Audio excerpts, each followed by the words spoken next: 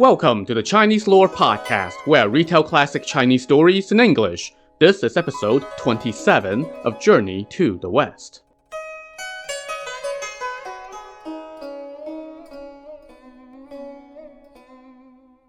Last time, Sun Wukong stirred up a whole heap of trouble at Five Villages Abbey when, in a fit of anger, he uprooted the abbey's sacred treasure, the ginseng fruit tree.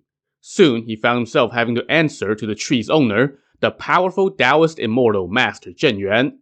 After several rounds of trading barbs and magic against Zhen Yuan, Wukong had to face up to the fact that this was not a situation he could resolve with his powers or his guile. So he struck a deal with Zhen Yuan. In exchange for Zhen Yuan releasing his fellow pilgrims, Wukong would go find a magical cure to revive the dead ginseng fruit tree. While everyone else waited at the abbey, Wukong flew to the East Sea. Soon he arrived at the sacred island of Penglai.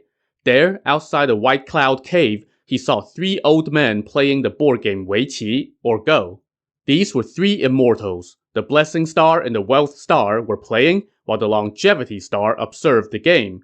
Now these three deities represent three aspects of prosperity, and their likenesses are ubiquitous throughout China. "Old friends, greetings!" Wukong called out as he approached. The three stars put away their game board, returned his greetings, and asked what he was doing there. "Oh, I came specifically to play with you guys," he told them. The Longevity Star said, "Great sage, I heard that you had abandoned Taoism and followed Buddhism, and that you are risking your life to protect the Tang monk to go west to fetch scriptures. You are traveling every day, so how can you have free time to come play?"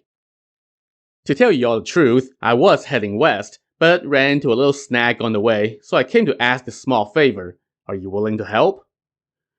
"Where did you get stuck? What is the snag?" the Blessing Star asked. "Tell us, and we'll see if we can help."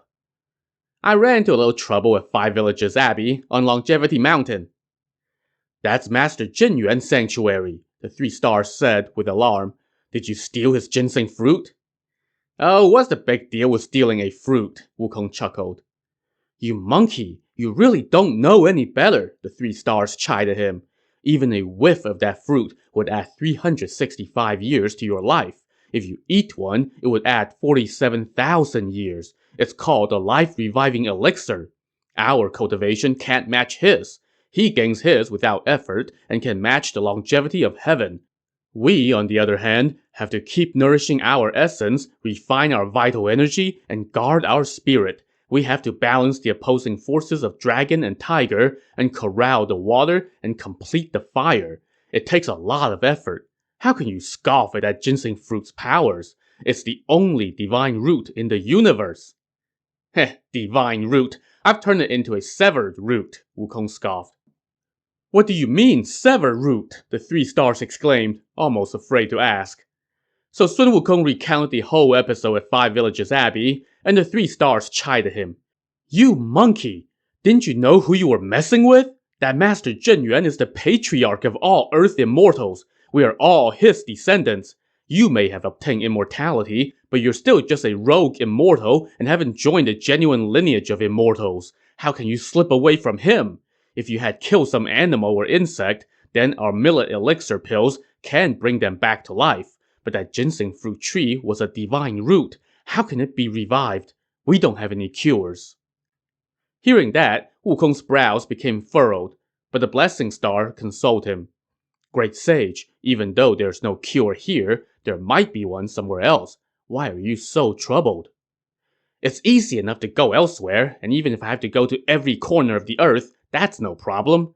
But my master is very strict. He only gave me 3 days. If I miss that deadline, he's going to recite that band-tightening spell." The three stars chuckled and said, "That's great. If not for that thing keeping you in line, you'll cause another ruckus in heaven."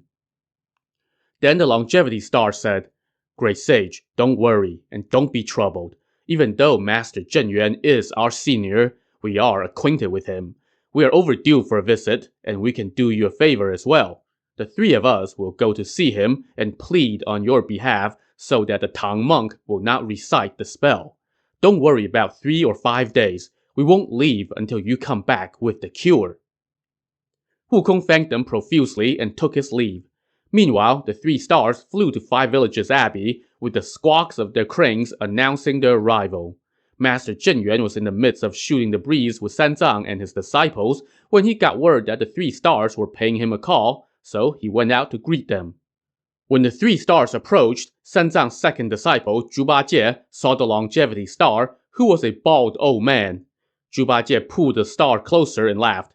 "Hey, old baldy, I haven't seen you in forever. You sure are acting carefree, not even wearing a hat." As he joked, Bajie took off his own Buddhist cap and plopped it on the longevity star's head. Then he clapped and laughed, saying, "Great, now you have been capped and promoted." The longevity star, however, was not amused. He ripped off the hat and tossed it to the ground, cursing Bajie.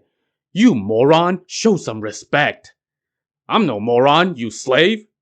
"What? You are the moron. How dare you call me a slave?" "Well, if you aren't slaves, then why are people always telling you, 'Bring us long life, bring us blessings, bring us a good job'?" Anyway, filler-patter aside, Sanzang now told Bajie to fall back in line while he greeted the three stars. The stars then paid their respects to Master Zhenyuan before everybody sat back down. The blessing star then said to Zhenyuan, "We have long revered you, but have been amiss in paying our respects. Today we have come because the great sage disturbed your mountain." "So Sun Wukong went to your island?" Zhenyuan asked. "Indeed," the longevity star said. "Because he damaged your sacred tree, he came to ask us for a cure. We didn't have one, so he's gone elsewhere to find it. But he was worried that his master, the sage monk, would recite the band-tightening spell if he didn't make the deadline of 3 days. So we have come to pay our respects and to ask for an extension." Well, when three immortals show up to ask you to ease up on your deadline a bit, Sanzang was not going to say no. Just as they were talking, Zhu Bajie again came running in, grabbed the blessing star, and demanded some fruit from him. He even started to feel around in the guy's sleeves and rummage around his waist, pulling his clothes apart while searching him up and down. What the heck are you doing?" a befuddled Sanzang asked. "I'm not being rude," Bajie explained. "This is called blessings everywhere you look." So basically, what's happening here is that Zhu Bajie is making a play on a pun that means good luck in everything, or everything's coming up roses. But like most pun jokes, this one was a groaner, and Sanzang told him to get out of here. So Bajie stepped outside, but he kept glaring back at the blessing star without blinking. "You moron! What did I do to you? Why do you spite me?" the blessing star asked. "Oh, I'm not spiting you. This is called turn around and see blessings," said Bajie, pulling out another groaner of a pun. And then he ran outside and saw an acolyte walking by with 4 teaspoons, on his way to fetch fruit and prepare tea. Bajie grabbed the spoons from him, ran back into the parlor, grabbed a chime, and started banging it non-stop with the spoons. "This monk is getting ruder and ruder," Master Zhenyuan said. "No, I'm not being rude," Bajie laughed. "This is called ringing in happiness for all 4 seasons." At this point, I can just imagine the 3 stars looking at each other like, did we really promise to stay here as long as it takes for Sun Wukong to find a cure? Well, let's leave Zhu Bajie annoying the entire abbey with his antics and catch up with Wukong on his quest for a way to revive the ginseng fruit tree. After leaving the 3 Stars Island, he flew to Mount Fangzhang. As he was traveling, he suddenly smelled a fragrant breeze and heard a call of cranes. He saw an immortal. This was a deity called the Lord Emperor of Eastern Glory. This guy was a deity in the Taoist pantheon. A couple episodes back, when Sanzang asked Master Zhenyuan's acolytes why they did not offer incense to figures such as the 3 purities or the 4 emperors, this guy was one of those 4 emperors. Wukong went up and greeted this Lord Emperor, and he quickly returned the greetings and asked Wukong to sit down for tea. Hand in hand, they entered his palace and sat down. From behind the screen came a young lad. When Wukong saw this boy, he chuckled and said, "So this little thief is hanging around here, but there are no peaches here for you to steal." The boy bowed to welcome Wukong, but shot back, "Hey, old thief, what are you doing here? My master doesn't have any magic pills for you to steal." So this boy was apparently some incarnation of a Han Dynasty official and scholar who was famous for his knowledge. but in this novel, his prepubescent incarnation is depicted as a peach thief. This came from a legend that, while the official was serving in the Han court, one day a black bird descended from the heavens and landed in front of the palace. The Han emperor asked this guy what this bird was, and he answered that it was the ride of the Golden Mother, and that the Golden Mother was on her way to wish the emperor a happy birthday. And sure enough, just then, the Golden Mother showed up and gave the emperor a few branches of her immortal peaches. But she also pointed at this official and said, "He once stole my peaches 3 times." So that's why the novel added this little exchange between two characters who once stole immortal peaches from heaven. Anyway, the Lord Emperor told the boy to behave and to bring tea for the guest. Once tea was served, Wukong explained why he had called. The Lord Emperor chided him. "You monkey! You stir up trouble wherever you go! That Master Zhenyuan has the moniker Lord equal to heaven. He's the patriarch of all earthly immortals. How could you offend him? And his ginseng fruit tree is also called the life-reviving elixir. It's offense enough that you stole its fruit, but you pushed the tree over? How can he let that go?" Wukong was like, "Well, he didn't let it go. That's why I'm here." "I do have a pill of 9-fold refined great transformation elixir," the Lord Emperor said, "but even though it can revive mortal beings, it cannot treat this tree. This tree was the essence of water and earth, and was nourished by heaven and moistened by the earth. If we're talking about an ordinary fruit tree, then maybe my pill can treat it.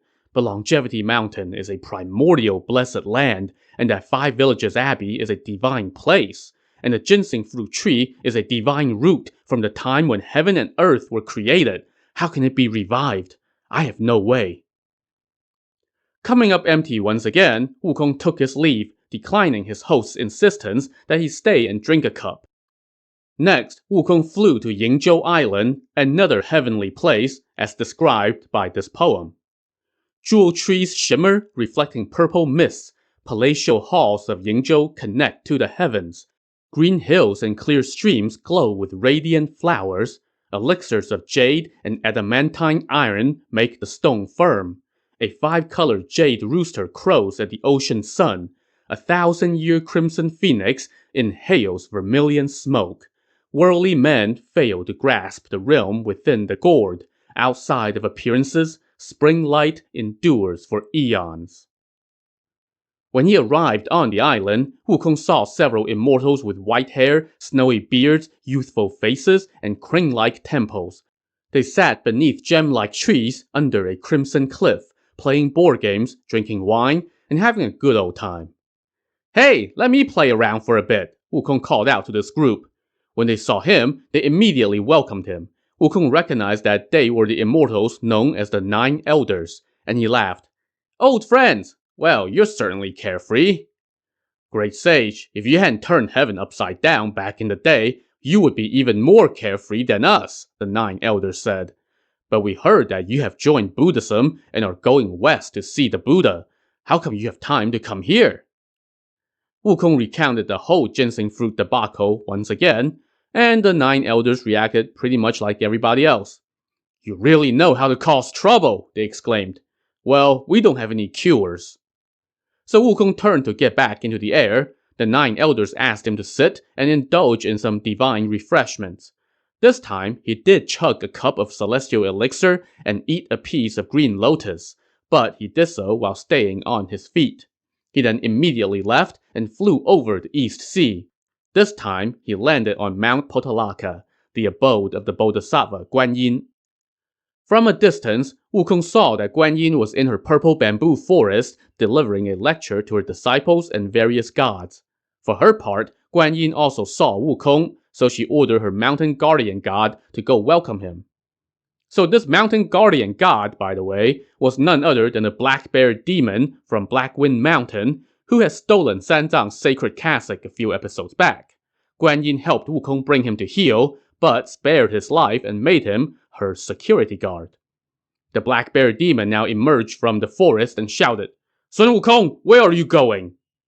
Wukong saw who it was and shot back, "Damn bear, how dare you call me by my name? If I hadn't spared your life, you would be a ghost on Black Wind Mountain now. Instead, you're following the Bodhisattva, receiving a blessed reward, living on the sacred mountain, and listening to her lectures all the time. Shouldn't you call me master? Well, he did have a point, so the black bear demon put on a smile and said, "Great sage, as the ancients said, gentlemen forget past wrongs. Let's not mention that stuff anymore. The Bodhisattva instructed me to welcome you." So Sun Wukong tidied up a bit and followed the black bear demon into the purple bamboo forest to see Guan Yin. "Wukong, where's the Tang monk now?" Guan Yin asked. "On Longevity Mountain on the western continent," Wukong answered. "There is a 5 villages abbey on that mountain. Have you met Master Zhen Yuan?" You could say that." Wukong sheepishly recounted their run-in with Zhen Yuan. Now, Guan Yin of course already knew all this, but she still chided him. "You delinquent ape! You really don't know any better. That ginseng fruit tree is a divine root from the time when heaven and earth separated, and Master Zhen Yuan is the patriarch of all earth immortals. Even I show him deference. How could you damage his tree?" "I really didn't realize who he was," Wukong said as he bowed. "That day, he wasn't home. There were only a couple young acolytes tending to us. It was Zhu Bajie who found out about the fruits and wanted a taste, so I stole 3, and my brothers and I ate them. When the acolytes found out, they cursed us nonstop. I got mad, so I pushed over his tree. The next day, he caught up to us and scooped us all up in his sleeve. He flogged me for a day, then we slipped away at night, but he caught up to us again and scooped us up again. We just couldn't get away from him, so I promised to cure his tree. I searched across the sea and visited all 3 sacred islands, but none of the immortals and gods there could revive the tree. So I have come to you with the utmost sincerity and reverence to humbly ask you to exercise your compassion and grant me a cure, so that I can save the Tang monk and continue west." Hearing this, Guan Yin asked him, "Why didn't you come see me earlier instead of going to all the other islands?" That's a darn good question. Why the heck didn't he start with Guan Yin, the person who initiated this mission, left numerous power-up packs for them along the way, and has already intervened on multiple occasions to help them get out of the pickle of the week? The answer, I guess, is that then all the chapters would be like 2 pages long, and that won't make much of a novel. Anyway, when Wukong heard that question, he secretly rejoiced, thinking to himself, "What great luck! She must have a cure." So he begged some more, and Guan Yin told him, "The sweet dew water in my jade vase can cure the ginseng fruit tree." "Have you tried this before?" Wukong asked. "Yes." "How?" "Once upon a time, Lao Tzu and I had a wager. He took my willow sprig and put it in the sacred cauldron that he used to refine his magic pills. He turned the sprig into a dry branch and returned it to me. But I stuck it back in the bottle, and after one night, it grew green leaves again and looked just like before." Now, Sun Wukong had spent his share of time in that cauldron, so he knew full well what it was capable of.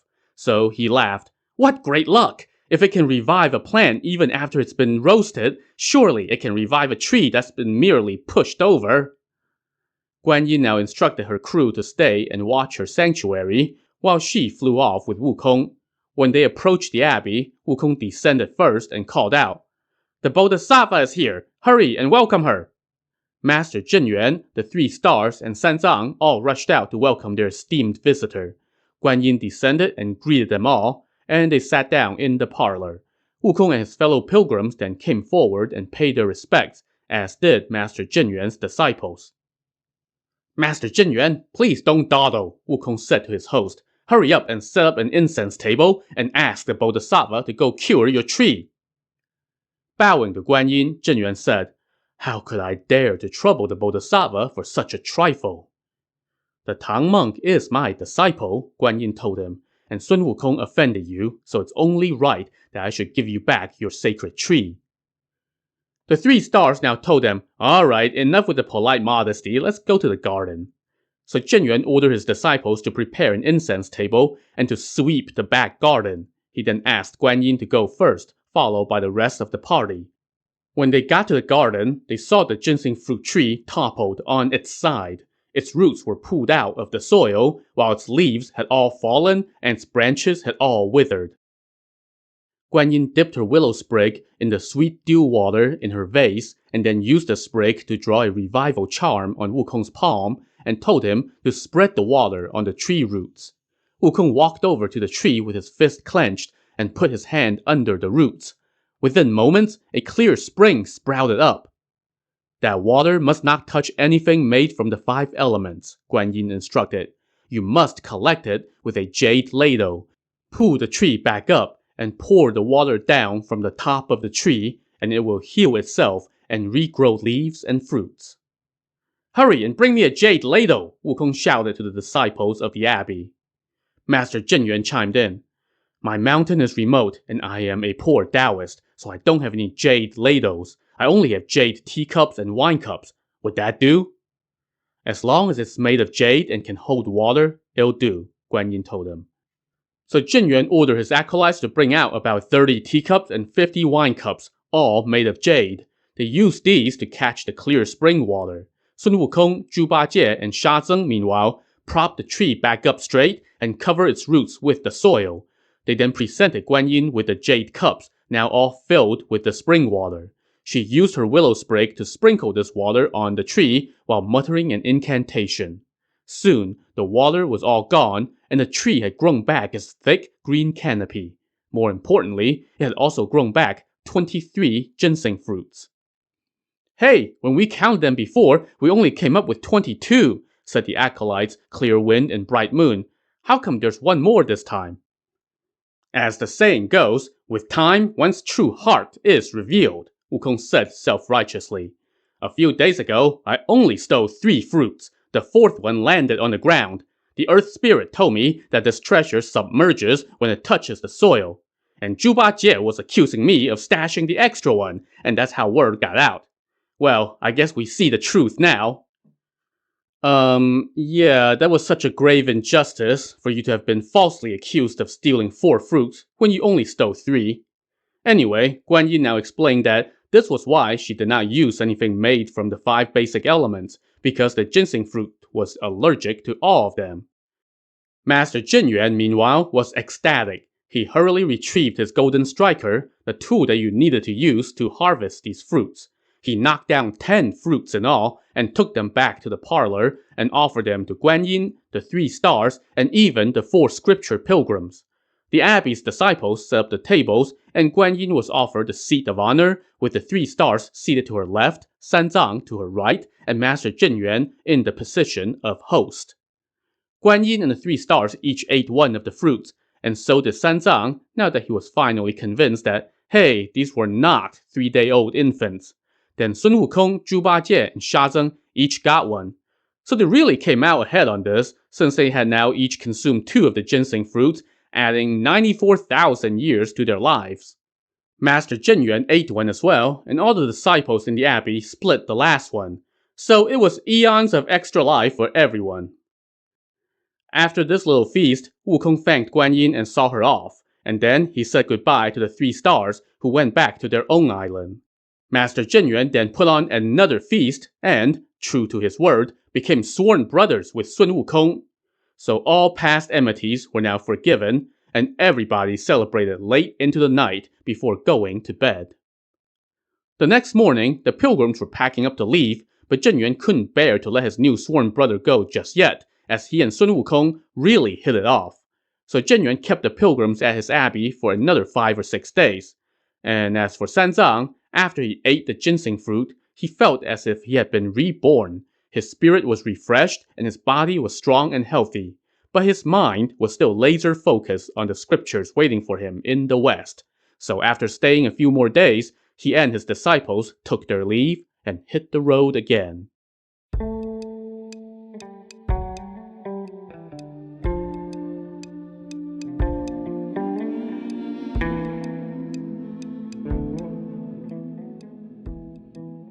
After leaving Longevity Mountain and traveling along the main roads for a bit, the pilgrims saw another mountain up ahead. There's a steep mountain up ahead, Sanzang said to his disciples. The horse might not be able to make it up. Everyone, be careful. No worries, master. We'll take care of it, Wukong reassured him. He then led the way, carrying his golden rod across his shoulder. When they ascended a cliff, They saw overlapping peaks and cliffs, winding ravines and valleys. The mountainside was covered with brambles and pine trees. Tigers and wolves moved in formation, while deer traveled in herds. There were countless weasels, foxes, rabbits, and giant serpents. Sanzang was taken aback by this wild terrain ahead of him, but Sun Wukong twirled his rod and let out a mighty roar that sent all the wild creatures scampering away. The pilgrims then ventured farther into the mountain. As they were climbing up a craggy peak, Sanzang said, "Wukong, I'm getting hungry. Why don't you go find a place to beg for some food?" Wukong chuckled. "Master, you really don't know any better. We're in the middle of a mountain. There are no villages or taverns anywhere nearby. Even if we had money, there's no place to buy food. Where would you have me go beg for a meal?" Sanzang was not pleased by that answer. He scolded Wukong. "You monkey! When you were pinned under Twin Borders Mountain, you could only run your mouth. You couldn't even move. I saved you and took you in as my disciple. Why are you so lazy and refuse to be diligent?" "I'm plenty diligent. When have I ever been lazy?" Wukong protested. "If you're diligent, then why do you refuse to go find food for me? How can I travel if I'm starving? And with the mountain mist and sick miasma here, how can we make it to the Thunderclap Temple?" You know, this honestly feels like an overreaction from Sanzang, given all that Sun Wukong had done for him so far, including saving his life multiple times. But I guess he was really hangry. Anyway, Wukong said, "Master, don't nag. I know that your noble nature is proud and unyielding. If I neglect you in any way, you're going to recite that band-tightening spell. Why don't you come down off that horse and sit for a bit, while I go see where I might be able to beg for some food?" So Wukong soared into the clouds and looked around. To the west, the road looked even more desolate, with no sign of any households, just thick, remote woods. After looking for a while, he spotted a high peak to the south. Where the peak faced the sun, he saw a spot of bright red. Coming back down, Wukong told Sanzang, "Master, I found food. There's no one around here to beg food from, but the peak to the south has a spot of red. Those must be ripe peaches. Let me go pluck a few to sate your hunger." "Monks are lucky just to have peaches," Sanzang said. "Hurry and go." So Wukong took the alms bowl and flew off. But as he took off, he roused up a whole nest of trouble. To see what kind of trouble, tune in to the next episode of the Chinese Lore Podcast. Thanks for listening.